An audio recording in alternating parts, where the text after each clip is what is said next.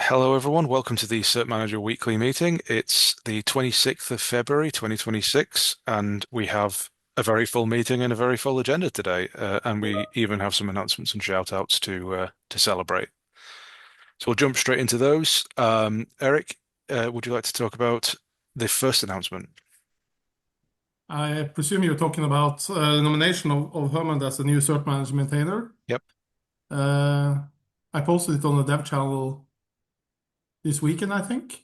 So we're just waiting for the lazy consensus to expire. Since some of the existing maintainers are not very active, I think we will have to wait until the deadline. But it seems like it's an accept. At least I've noticed that uh, many active maintainers has approved the nomination. So welcome, Hemant. I'll be happy to make it official in some time. Yep. Thank you so much for the nomination, and thank you guys for trusting me. It's great to have you here. I can't wait for the waiting period to end and to have you on board. Um, Yeah, that's certainly the happiest of announcements we could have. I do have another good announcement though to add on. The team at Crossplane are working with the CNCF to do threat models and best practice guides and other things like that for graduated CNCF projects, as Cert Manager is. I had an initial meeting with them this week and sort of just went over the initial details of what it'll look like. They're on a fairly aggressive timeline, and fair play to them. They've got a lot of ambition and a lot that they want to get done. Um, it's been something that I've wanted to do for a long time, having a threat model of Cert Manager, and now it looks like we're kind of getting one for free. So I'm not going to complain about that. You may see people asking in the Cert Manager dev channel on Kubernetes Slack, or potentially you'll see me relaying questions on behalf of others. I've tried to not make myself a single point of failure in this, but it looks like they're mostly ready to just go and get cracking and start. So there's not really much action required from us at the moment, as far as I'm aware. They're kind of just going to go ahead and do it. I just wanted to announce it here because then it's out in the public, but there's not really much to do at the moment.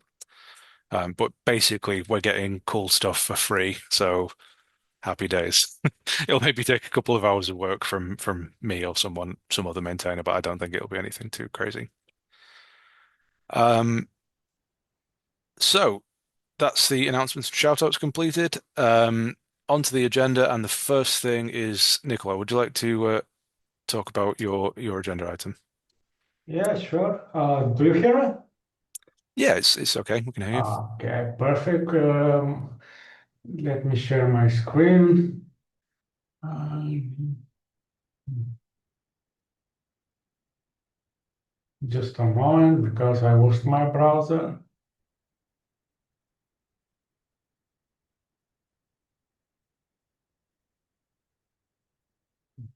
I think I'm using this opportunity to get familiar with the PR again that you've shared. Yeah, actually, it's quite old. I started working on it a few months ago.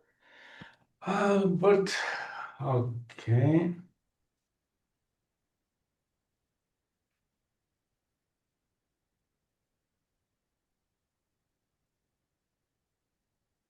Okay, I will just share my whole screen. I hope you will see it. By the way, I use a big screen, so if it's too big, let me know. I will try to fix. I'll try to share something smaller. But It's fair to say that it's huge, but it is legible for me at the moment. So okay, okay, so good. Okay, I will start with the issue first. As you can see, the stock challenges. I suppose most of you know how the challenges things work. So I will skip that and I will go. I'll just try to summarize the two issues that I tried to fix with that PR. First is, as you can see, the challenge is stuck. This is because credentials that are used from this challenge are no longer valid and got access denied when used. And there is actually another issue that potentially could lead to something like that, and that is this one. Um, let's start with the proposed solution in the issue. Let's just drop the challenge if the request to the cloud provider is not successful, but that means that we potentially could leave some resources behind. And that is the two issues that I try to fix with my PR. My PR is actually quite simple. It's try to add a retry logic with a simple with a twist, and that twist is that every time that we detect that uh, that request fail with unauthorized or access denied or something like that, we go and we just retry the last request with the latest credential from the issuer. Basically, this allows challenge to kind of heal because if credential that are stored in the challenge are no longer valid, this means that this challenge will never be processed. And that's pretty much what I'm trying to achieve with that PR. I already discussed it with Richard, and he promised that he will review it, but I guess he's too busy. So I've uh, been making these idle promises. Sorry, Nikola. And yeah, no problem, no problem. And yeah, I'm here just to share my thoughts and hear your thoughts as well about I, it. I did. I think the problem I had was that didn't, it didn't feel quite right to me. But it Mhm. might be because I've misunderstood what you're doing. And I think you and I had a meeting where you explained this to me, and I may already have forgotten what you told me. Yeah. But it just didn't seem quite right to be. What is it that you have to look up based on the, the challenge that you're trying to clean up? You have to go back up the chain, look at the order that created that challenge, and then look up the credentials that are currently now being used by that order to clean Yeah. up the challenge which is associated with a previous version of the order. I think my inclination is I think I am in the camp that says, well, just abandon this challenge and leave it uncleaned. I didn't know how to say that in a good way though. Yeah. That's my thought on it. Yeah, you're right. But my expectation here is, if the challenge is no longer valid, this means that the credential are no longer valid. So someone, I guess, the admin of the cluster will try to get a new credential and update the corresponding issuer. So Yeah, if I agree. It would be a great what do you say, user experience. It'd be a much better user experience if cert-manager did clean up the challenge. Mhm, I just mhm. had some qualms about it. For So what it's I was, worth, sorry, go ahead, Hemant. sorry, Ash, go ahead, yeah. I was just quickly gonna.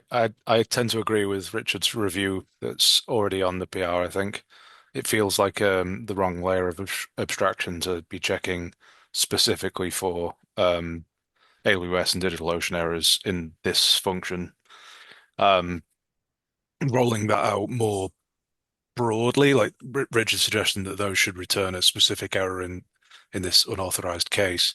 That does make a lot of sense, but um, that's sort of like a functionality change, and external issuers wouldn't respect that to start with. So we need to be careful how we roll it out, but I don't think that's necessarily a problem. It's just um, something to bear in mind. But I do tend to agree with what Richard's saying in his review. Okay. By the way, there what do you think about just dropping the challenge and then try anew? I'm not sure I've thought deeply enough about it to have a sensible opinion on it. If we if we if we drop the special casing for AWS and DigitalOcean from this new code, that certainly gets us closer. Like without doing anything else, I think that gets us closer. There are other issues, I think, that would prevent this being merged, like the import naming in retry.go, for example. But Uh, by the way, this is just a draft, yeah, something that I quickly code just to show what I try to fix. It's yeah, and in code right now it's code only for AWS and cloud code, but it's supposed to run with all DNS providers that we support. sure. I mean, it's really good that you've raised a sort of a PR that we can discuss. I think it's also really good that you've come here because it reminds everyone that this is sort of a thing that exists and reminds them that it needs some attention and love.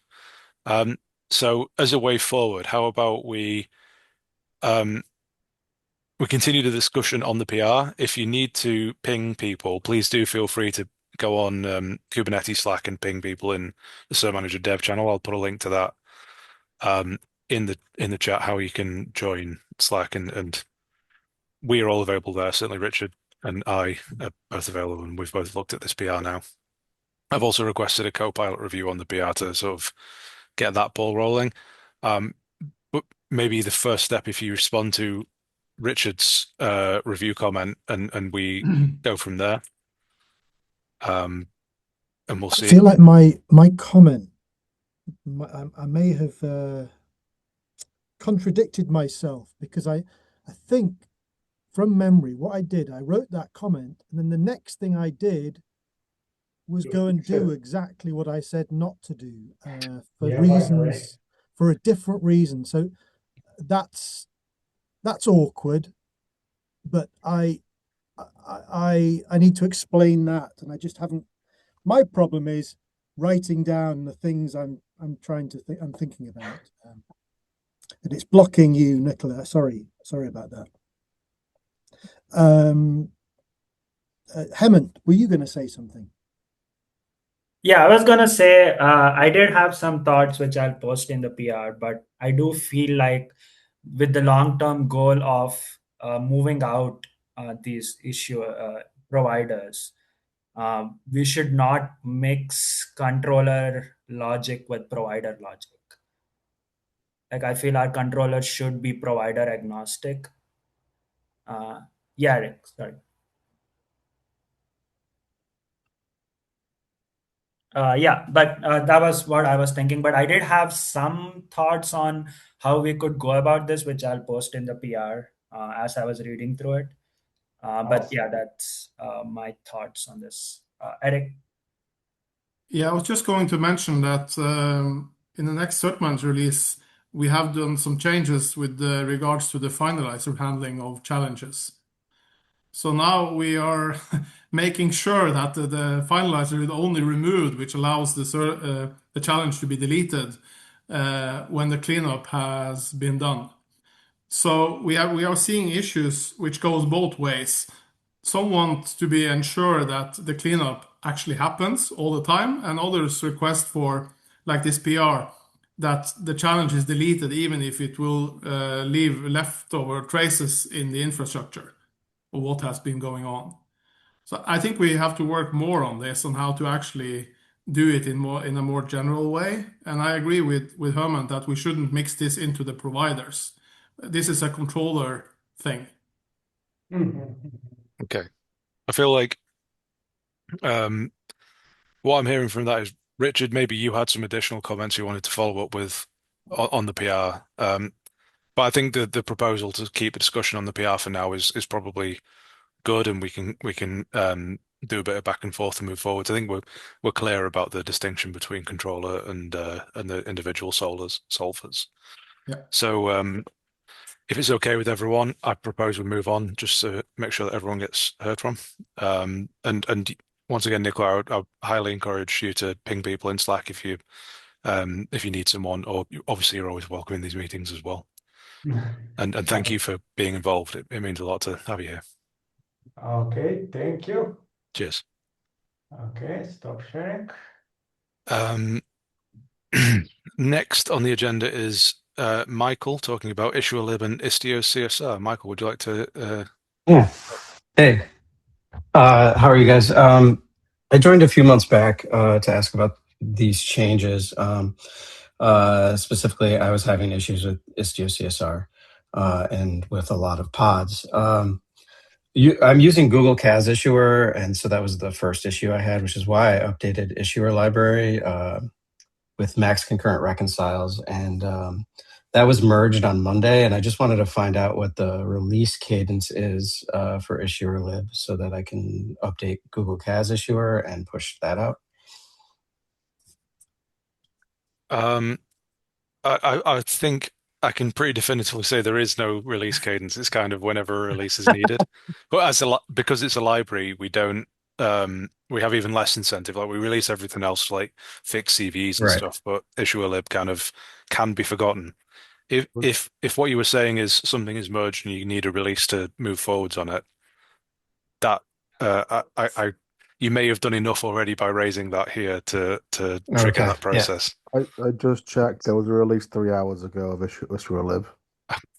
Does that solve the And it's problem? got your change in it. Fantastic. Yes, that solves that problem.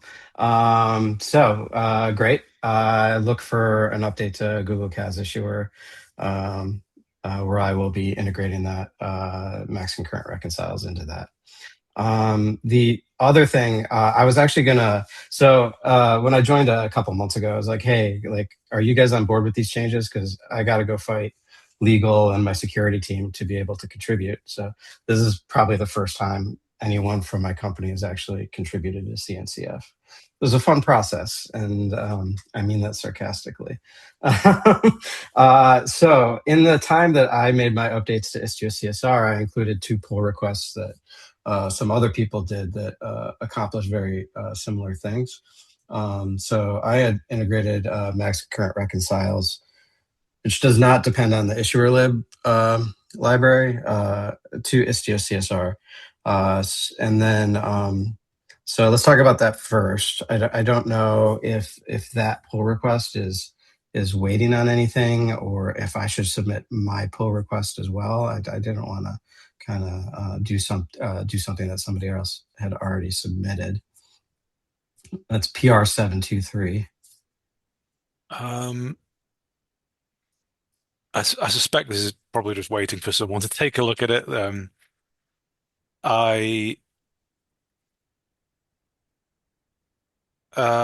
just having a read of it now to sort of get a feel for it. It seems like a fairly simple thing, doesn't it? I suppose I have not. sorry, go ahead, please I do. was just going to say I have not tested this branch locally. I mean, our CI hasn't either because no one's put OK to test on it. So maybe that's that's what I'll do to start with, is kick off the test. Okay. Not that I expect them to fail for this change. I suppose if your PR is similar and this is already raised, then we might as well take a look at it. If your PR has any functional differences, then I certainly wouldn't. Like you're here now, you can explain things. Like I wouldn't be opposed to you raising it, and we can close this one and thank the author for raising it. Yeah. So he did a little bit more when you look at his PR or her PR. I don't know. When you look at the commits, I had only updated the app and options files as well as the config map. I didn't do anything with Istio cert. And the only other difference is if it was not equal to, if it was less than 1, I set it to 1.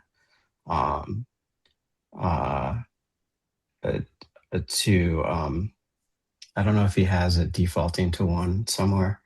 I just wanted like the back. Yeah, he is. I just wanted the backwards compatibility. Yeah, that makes some sense. I'm happy to test this locally and let you guys know how this works. I have a fairly large shared tenant or multi-tenant clusters that will tell me really quickly if this is good or not. That would be fantastic if you like that. That's testing can be as valuable as code contributions in so many ways, especially for a project like this where like I don't have a big SEO environment to test with, so it's always great to have more testing. And yeah, so it seems like the way forward is you give this a go, and then please feel empowered to pester people on cert-manager dev on Slack to take another look at this if it's not getting the attention that it deserves. Okay. Does that work Yeah, for you? yeah, that works. I'll test it out either today or tomorrow and let you guys know. Yeah, the only other change in my PR was I added support to the Helm chart. Yeah, I was going to bring that up. It does look to me like this is something we probably want in the Helm chart. Yes. Yeah. But we can always push that onto this PR and move forwards with it. Yeah. Then so I'll give it a test. I'll let you guys know. But my PR is very similar, and I've been running it since October, and it's been working great. Brilliant. So yeah.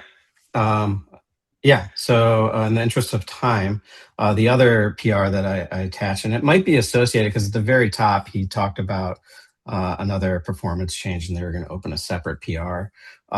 So deprioritizing the resync operation. So I also encountered this, but I achieved it in a different way.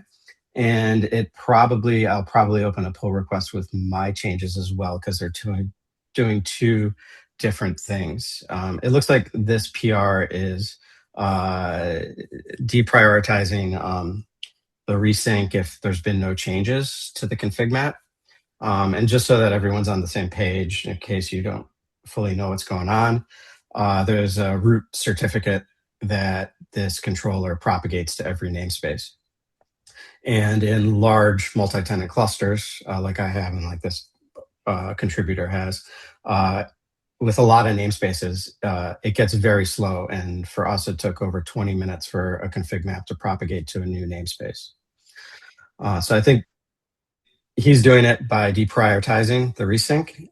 But the approach I took is I actually found in the logic, when it's looping through all the namespaces, it's making a call to get that CA. And that the whole process for that namespace process took a second.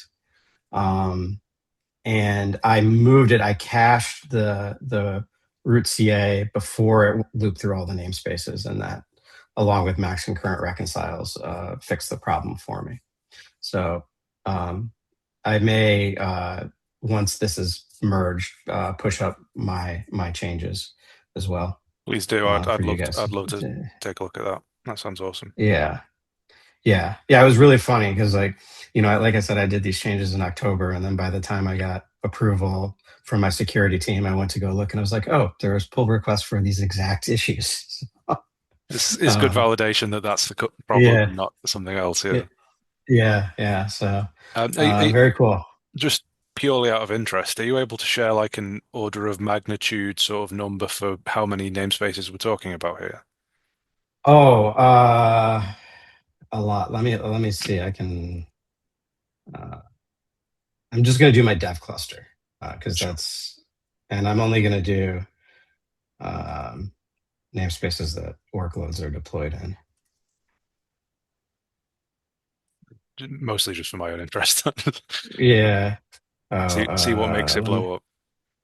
Well, it's not. It's more. Well, for the config map thing, yeah. That's.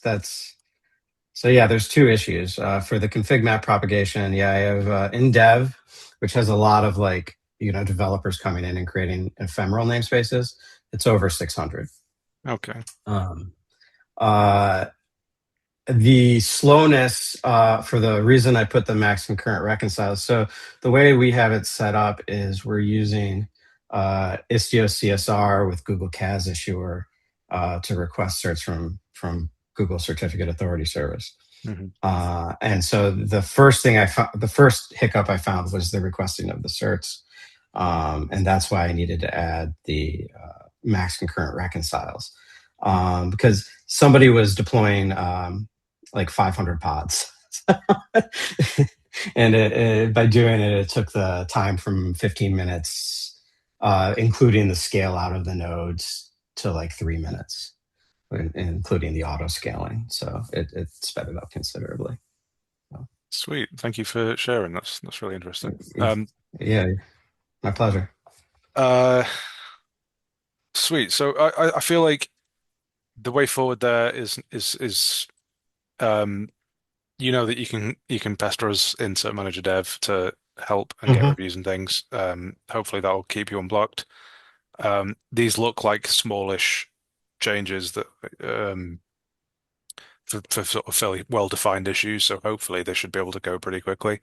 And conveniently, the issue will release already happened, so you're good on that one. Correct. So yeah, please stay in touch, and thank you for sharing all that. Does that cover everything you needed? Yeah, that's it. That's everything. I'm super excited that the issuer lib got merged or released this morning. Thank you. Thanks everyone. I'm gonna drop, but I appreciate your time. Thank you very much. Thank you for joining. All right. Yeah. Bye. Okay. So I'll move up the next thing on the agenda because I don't know if you've been here before. John Guan, would you like to talk about your item on the agenda? Hey everybody. Yeah, hi Ashley. Yes, it's my first time here. I'm Welcome. from Microsoft. My colleague Andy joined the meeting a few weeks ago, I believe, and basically I'm working with Andy on the cert-manager related product, and I'm sure he raised the topic about the CA rotation, how to do that in a more a less disruptive way to the customers. And he had posted a discussion in the repository, and that was 3 weeks ago. There hasn't been any comment or any progress on it. I just basically today joined the meeting to give ask a question: what is the best way to move that forward? Because we would like ideally see a cert-manager native solution to the problem rather than introducing makeshift workaround for this issue. I believe this is a well-known issue that can that is widely has quite a wide impact. If we can have a internal like a native solution within cert-manager, that's going to be really beneficial, and we're happy to contribute as well. And we just want to find out a bit more how to engage with the community to move this forward. Yeah, I remember Andy joining, and I'm gonna go out on a limb here and say the issue may be that it's a discussion, and I personally never look at discussions, and I don't know if anyone else does. So like it may be as simple as that it's not had any eyes on it. I hadn't seen this before, so I'm not saying it's in the wrong place as a discussion at all. I don't ever look there personally. So I will have a look at this for sure, and try and put some thoughts on it. Yeah, we don't want to be too presumptuous just to raise an issue because we just want to start discussion. But if you feel issue is properly in the best place to put it in, we can do that in the future. For now, sorry, go ahead. I was gonna say, for larger scale changes like this, raising a pull request to the proposals section is also a good start, because that's typically how we do bigger changes to the cert-manager project. It's in the cert-manager repo there's a folder where we have design, I see. and yeah.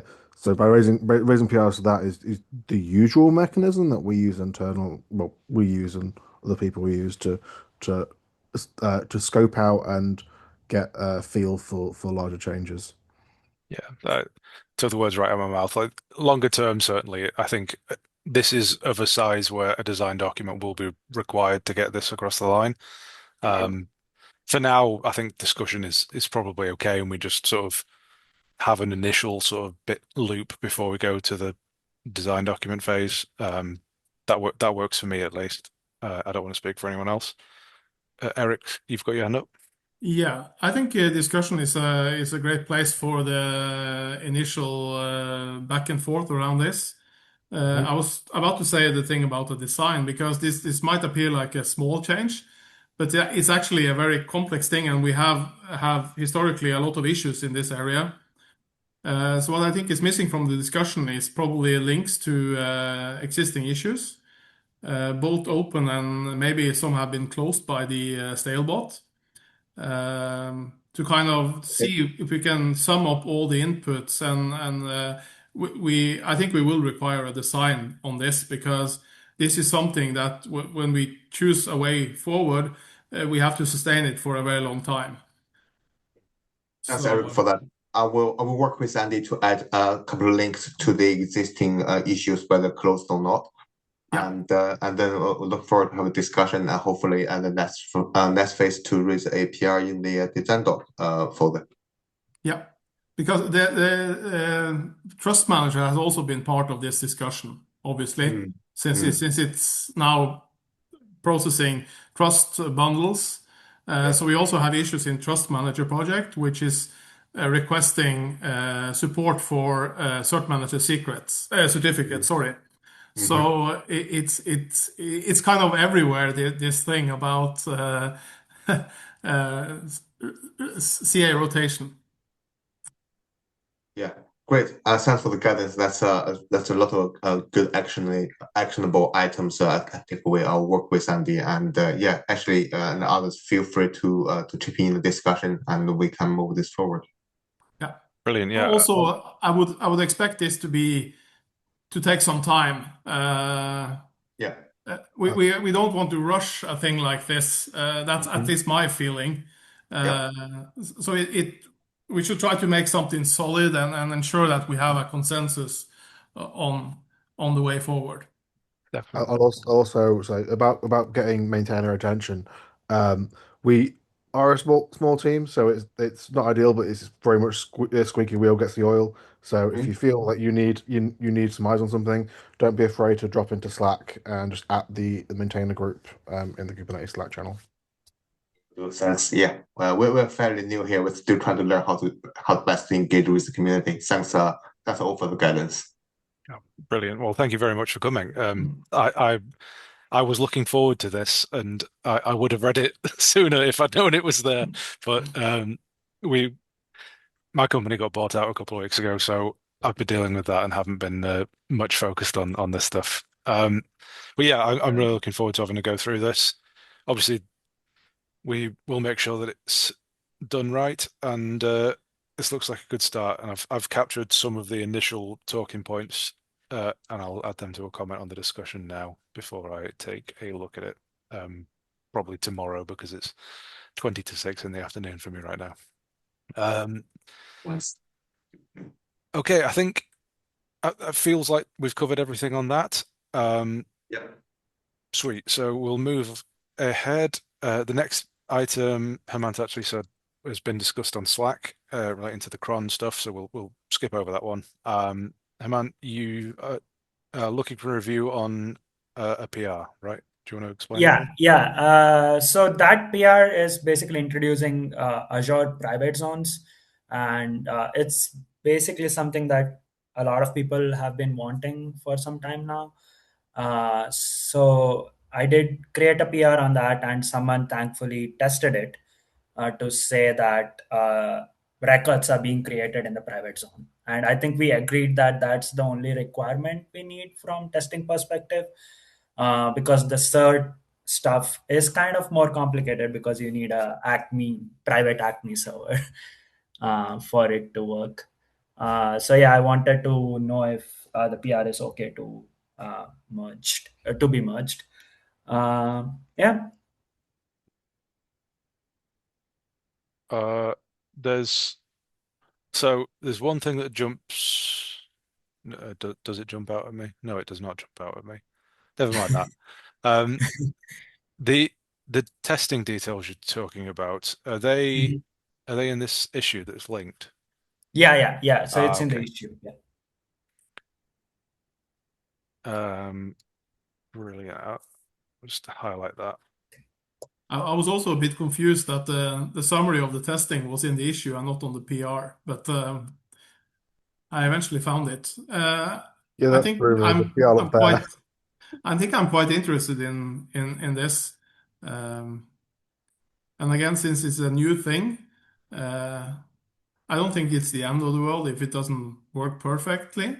We need some users to try it out. Mhm. Yeah, Yeah, it Maybe, kind of follows the same interface. I mean, we did the groundwork for this like probably couple of months ago, or maybe yeah. like 5 or 6 months ago. Yeah, I mean, it feels like this is probably pretty close to getting in, isn't it? Because if if this is broken, it's the thing that people are opting into, right? It's not going to break anyone that's Uh, already using the issuer. So Yep.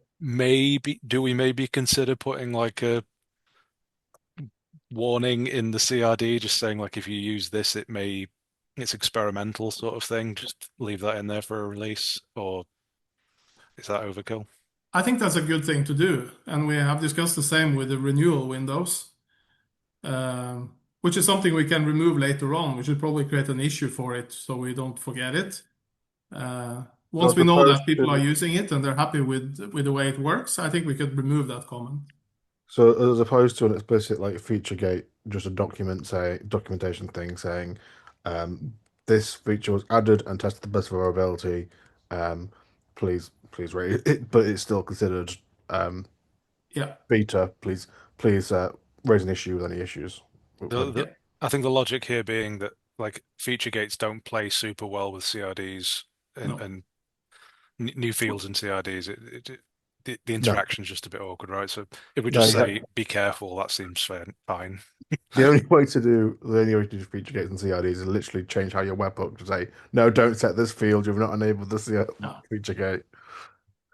But that's a Well, pain. another question is whether we should take add a comment about this. We might do breaking changes inside that specific element for the same reason if we need to. It's more like a principle discussion. I'm raising this point. Uh, in my head, that makes sense that we can make parts of the API like uh, less stable than the rest of it. Just a bit of a disclaimer saying that if we need to, we will change the API inside this structure here. We're likely we will not do it, but I'm asking whether we have some This is historical work in this area to do things like that. this is a really delicate area because technically the entire object is versioned v1 and stable. So the idea of having um, like breaking changes within it like grates me a little. Yeah, Like we rely a lot on not having breaking changes on CRDs. So that's one of the reasons we put our CRDs in the Helm chart directly is we kind of have an internal compatibility promise for upgrading. Um, but equally, I can see the point around like for these kind of field where we're adding things, like stifling our ability to iterate and hammering us with poor decisions. Um, I I, guess like it's difficult. I don't know how to reconcile those two things other than either going absolutely overboard with design up front to make sure we don't make bad decisions, um, or yeah, relaxing our laurels on allowing changes. yeah, my gut says like I think we it wouldn't look great if we actually did make a properly breaking change to the CRD. And I don't think that we should, except in extreme circumstances. It's more like we're kind of saying the functionality of this down the road might change. Like, so the CRD, whatever YAML you've written is still got likely to be valid unless we really, really have to change it. But like the way it works, or the way, like maybe the private zone's enum value stops doing anything because we had to add a different enum value that actually does the right thing, or something like that, rather than Yeah. it being literally breaking. Like, Softly breaking. yeah. Like your YAML's still going to apply, kind of thing. Okay. Like, I'm not sure if I I'm not sure if I like that approach, but I mean, it's fair to have different opinions. But I mean, maybe loudly the breaking is renewal better. windows, it's probably a better example because I don't foresee the Azure Private DNS CRD API to actually need a change. But regarding the renewal windows, which has been discussed on Slack, the point we skipped, I have a feeling that we might come up with new ideas and view this a bit differently in the future. Mm. So I don't think we can eliminate the chance that we will discuss this API again, how we actually model the renewal windows. I would be tempted if we change how we model it to kind of respect the old way as well, and have Yeah. like either cell or webhook validation to say, please set one or the other, please don't set both of these structs, and then like that way we don't break things, but we don't like hamstring ourselves. So it gives us like a way to go. Please use this new field, but we're not going to break this old field as well, which is named slightly differently. Yeah. I think we eventually could remove the old field, but of course, that what you're saying is a good migration path that will not break immediately. You will actually give some warning and have some releases where you support both, and then you eventually stop supporting the old field because maybe we can clean up the code or do something a lot better by removing it. I'm not saying it's going to happen, but Right, it's a delicate discussion. write a mutating webhook that translates it under the hood. Yeah. Okay, so I feel like as a path forwards, it feels like the vibe is it wouldn't hurt to add a little notice to the CRD on this one and just say, hey, this is a bit experimental. Then Makes sense. we're pretty much good to go as Okay. is. Apart from that, it seems. So we do that, and then that makes it into 120, and we're happy. Yeah. Does that work for everyone? Yep. I can try to review that PR. I've reviewed other PR in this area. And I'm also interested in the feature since we are we are in the area of where it applies. So Oh, perfect. So you can I test did it have. for us. Sorry, but I was like, if you're in the area, you can test it for us then as well. sorry, I'm not there yet. We're fighting with policies and firewalls, so it's not possible for me to test. Sorry.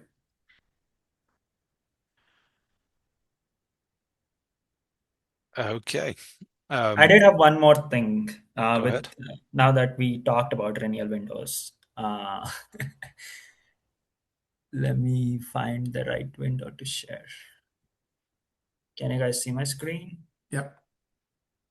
Yeah, I think like this is something that Mile brought up, and this is a point of contention with Copilot because Copilot was suggesting that we should return true from here.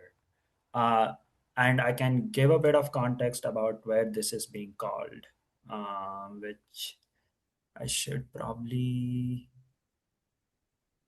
Where is this being called? Is it related to this question where it's now possible to have a certificate that never renews because Yeah. there's no So window, it's there's no. being called in the trigger controller. I forgot where it's being called. Anyway, the point is that if we return true from there, then what happens is, sorry, it's being called here.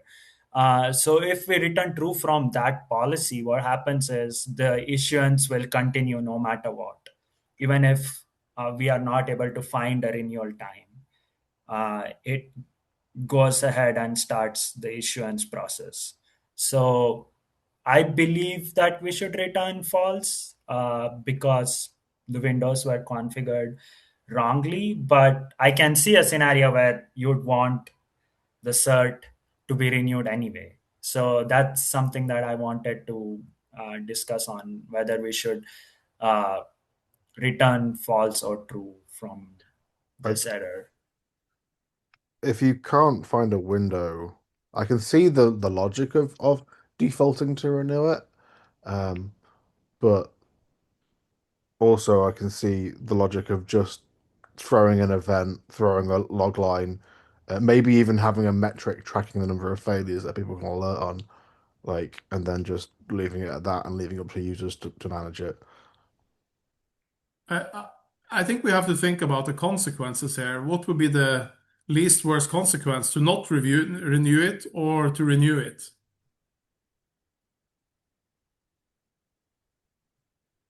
What do you think? Uh, Depends on what it's being used for. I guess, like, the worst case is they had some intention about renewing in a certain time window for regions that takes like manual effort to roll out, and they break it because it does it out of hours. But on the flip side of that, maybe they're just doing it so it rotates in hours and it is automatic. And like if they set a bad window, like it could just expire the cert without renewal. That a renewal that potentially could have worked even out of hours. Um, it's hard to know how people are going to hold this. But Yeah. I mean, I can speak from our point of view. This feature has been requested by our users. In our case, it would be a disaster if the renewal was somehow not happening, so the certificate would expire Mm. because So, everything is automated and yeah, they just expect to have a certificate which is valid at any time. I think yeah, if we either way, if we renew it or not, we need to tell the user they've done messed up and admit an event. But are we able to detect an illegal or an invalid configuration on admission time? That would be super if we could do that. yeah, but what would you fail? Like, would you make the request fail? The whatever. Yeah, yeah, Yeah, yeah, yeah. yeah. That's If what we given talked about invalid with Hemant. config, if Yeah, you so given right now on admission, we don't, I mean, we do the basic validation about like if cron syntax is uh, accurate and stuff, but we don't do a logical check on admission uh, because a lot of that depends on when the cert gets issued and not after, not before, and stuff like that. So we can't do that on Okay. admission. yeah, I suppose if that yeah, there's you can't unless it's really stupid, like they have conflicting policies saying it can't be night, but it also can't be day, then What about, okay, I understand that, but then I would find it really surprising for the renewal to never happen if I have configured this incorrectly. Um, are we able to define some kind of fallback behavior? Which default, in my head, the fallback behavior should be to renew if you don't. But of course, Mhm. I'm opinionated here. Um, but so that users can change it to not renew it if something is wrong. the problem is if we have a field that says what do you want to do if your renewal is invalid, people will be like never going to set it because they're going to go, well, I'm not going to set invalid renewal things. Yeah. So it wouldn't be a field, it would be a flag. And again, like they wouldn't set it, I think. I feel like I feel like a field is not unreasonable though, right? Like if the default is never renew and they go that we at least give them the chance to override. Yeah.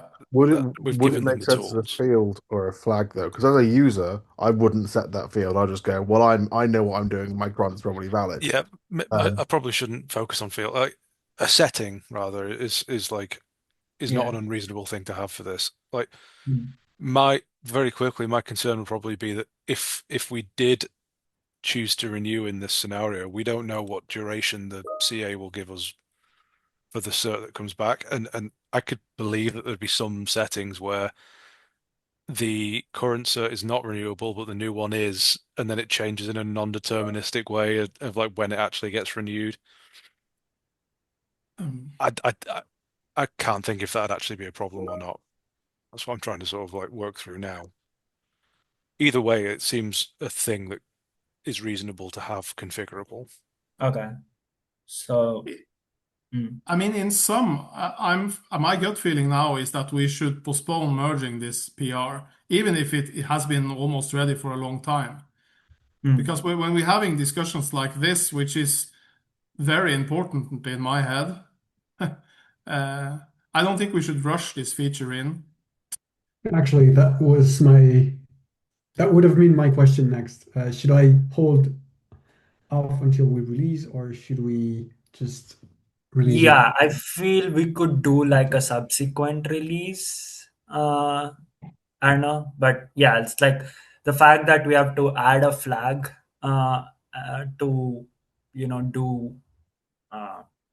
what do you call do the renewal even if um, it's not valid and stuff like that. I would need time to make those changes itself, along with adding tests for that.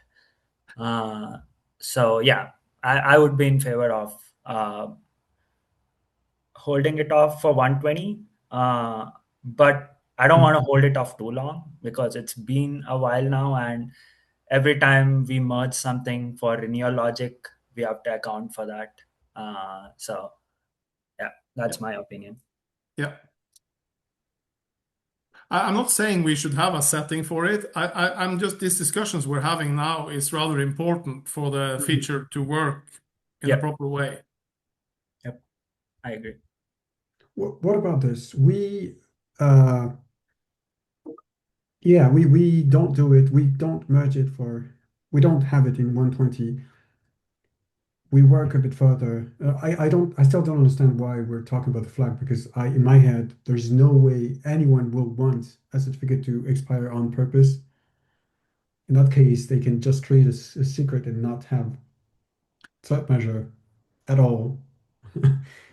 But and then we do an alpha, people play with it and we'll figure things out. Yeah. Which means I can release a beta tonight. Yep. What about the Azure Private DNS? Oh yeah. I'll make that CRD change, and then Eric, you can review it. But do you think we should hold the beta release? How is our history around this? Are we allowed to make changes after the beta release, or But supposedly the code is frozen, which means we can only do bug fixes. okay? Supposedly, or if we're fine, like it's just that I keep being asked when the 120 release will be. Of course. The only thing I want personally is 120 is released before KubeCon. Yeah. Do That's you know what I anything want. on the status of Gateway API? Because we were saying that we were going to release after Gateway API 1.5 was released. So they released RC3, but they haven't said when they would release the final Yeah. release.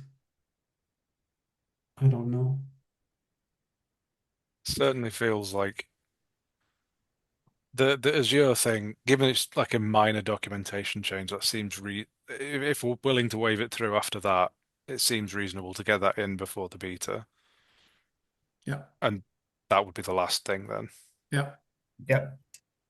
I can try to review that PR tonight and communicate with Hemant if you are available. So we try to get that merged before tomorrow morning. Is that okay, Mile? Or did you want to cut the beta release now No, tonight? no. But tomorrow morning would be great. Okay. If you need it, feel free to ping me on Kubernetes Slack, and I'll try and check in on that tonight as well. Yeah. I can't promise that I will be able to, but I'll try, and then hopefully it should be merged, ready for the beta tomorrow. Yeah. Cool. Anything more to Sorry, discuss around the sorry, release, Hemant. or are we done now? It feels like we're done, right? Yeah. On the Yep. release. Okay.